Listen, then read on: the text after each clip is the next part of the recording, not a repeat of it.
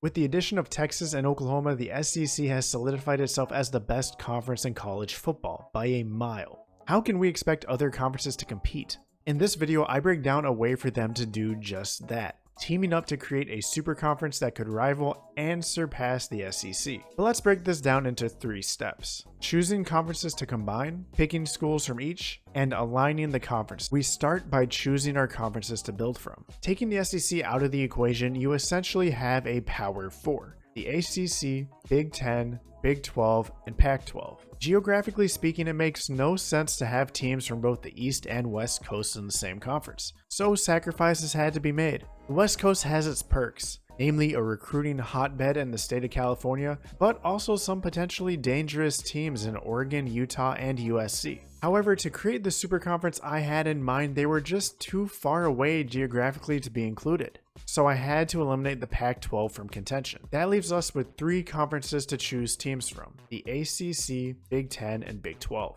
On to choosing teams. To level the playing field, I decided to form a 16-team conference to match up with the SEC. And I'll start by pulling a few teams from the ACC. Despite the fact that the conference as a whole outside of Clemson has been down recently, I am going to make a few selections here. First, of course, is Clemson, the last ACC team to win a national title. Sure, they had a down year in 2021, but I fully expect them to get back on track and continue to be a top 10 team in college football. I mentioned California being a recruiting hotbed, so I couldn't miss out on another state full of elite players: Florida. Miami and Florida State both joined my conference. Neither of these teams have performed up to expectations lately, especially not Florida State. However, both have a storied history. Combine that with joining the new greatest conference in college football, and we can expect to see top prospects in Florida stay in state. I'm also pulling in Georgia Tech from the ACC. Call them our Vanderbilt. Not the best football program, but someone has to finish last. Next, we move to the Big 10, which I believe is the strongest of our 3 conferences. Let's get some obvious picks out of the way right off the bat: Ohio State and Michigan.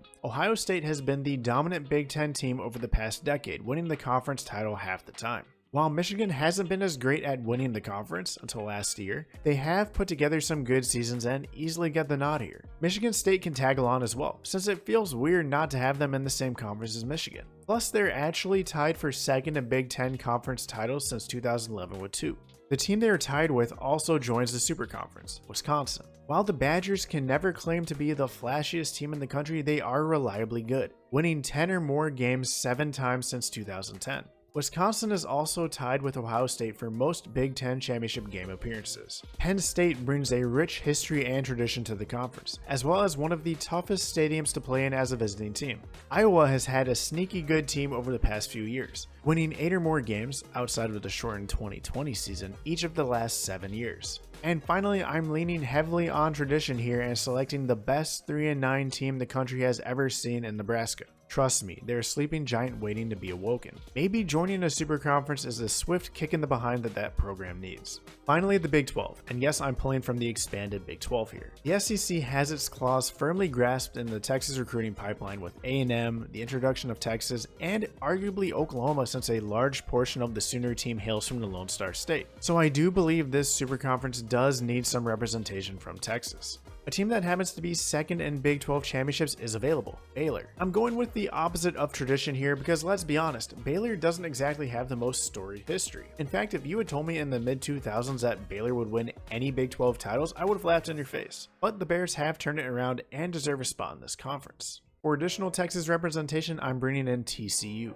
While TCU has struggled as of late, they are still one of the premier programs in Texas outside of A&M and UT.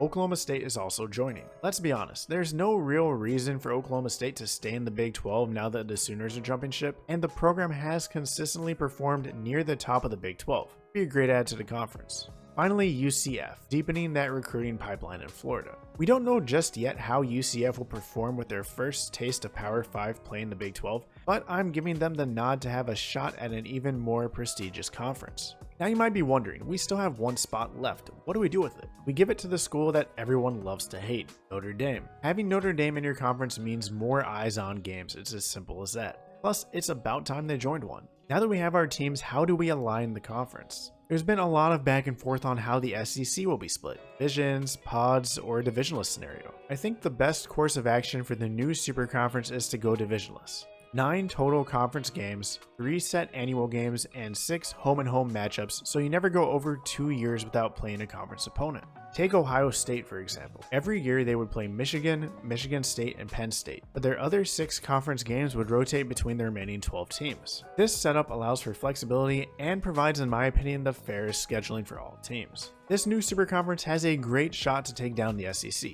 And let's be honest, it might only be a matter of time before super conferences in college football become our new reality. If you enjoyed this video, be sure to check out this SEC breakdown video here, subscribe for more content, and as always, thanks for watching and see you at the next one.